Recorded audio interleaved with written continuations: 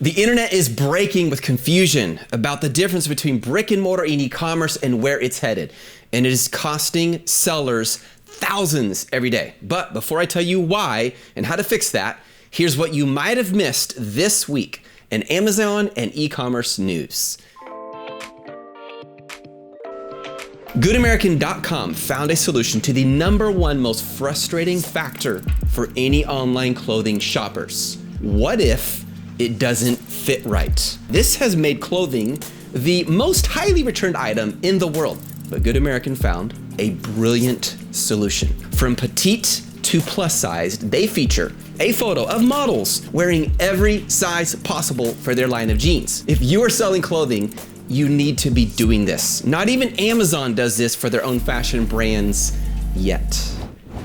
They're calling it the Uber for tailors. Rich or poor, everyone in Nigeria wants a tailor.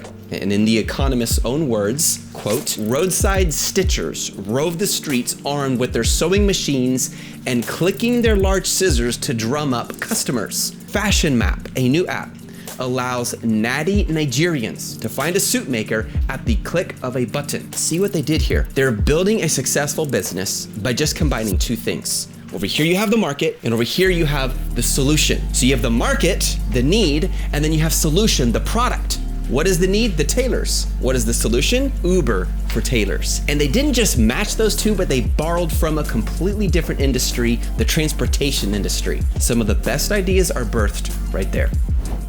If you shop online for clothing, I'm going to save you a lot of heartache in the next 45 minutes. I'm going to read a list of over 100 knockoff clothing stores that feature beautiful women modeling knockoff clothing made in China to make you think you're buying an American product. Well, at least that's what Michelle Eiderston did. But what if you are an online fashion store yourself? What are you supposed to do with these fraudulent posers? Instead of playing the defense game and trying to ward off every hijacker and copycat, why not go on the offense? When you build your brand around the testimonies and faces and stories of real people, shoppers will know the difference. For example, on your Instagram account, they actually see people talking to them. On the website, they see the pictures of the owners and their stories. It's really hard to fake that, and people are smart enough to know the difference between the two. Because here's a timeless axiom: the fake can never outrun the real.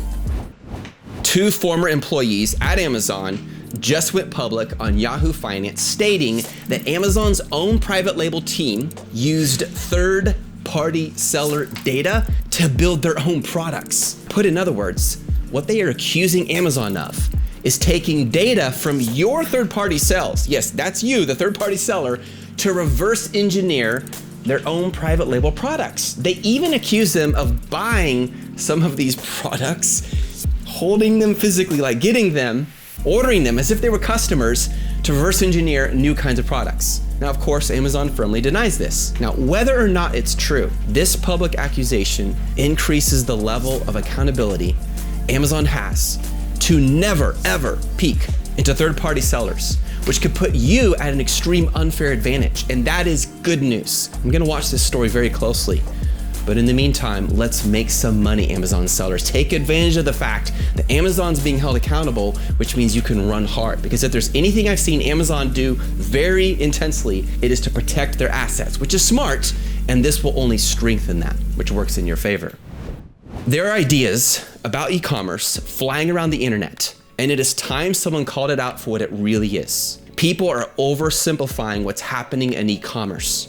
It goes kind of like this. Brick and mortar is dead. Wrong. Online is the new wave of the future. Half wrong. There's some really faulty thinking happening all over the world, and entrepreneurs are jumping into e-commerce because they think if they are in the e-commerce world, they are headed for loads of cash in their pockets. But e-commerce is not the answer. How you treat your customer is. E-commerce is as dead as the brick and mortar if the customer experience is not the top priority. You see, brick and mortar is not the problem. Brick and mortar never really died, and it actually never completely will. What's driving where people drop their cash is not, oh, it's brick and mortar, that's old, I'm not gonna buy that. No, no, no. It's the customer experience. Who cares if you're brick and mortar or e-commerce? The real issue is, what does the customer want? And the only reason brick and mortar is suffering an apocalypse right now is because online stores are providing an experience that the brick and mortar retailers cannot compete with, or can they? As I watch the online world of e-commerce unfold, it is like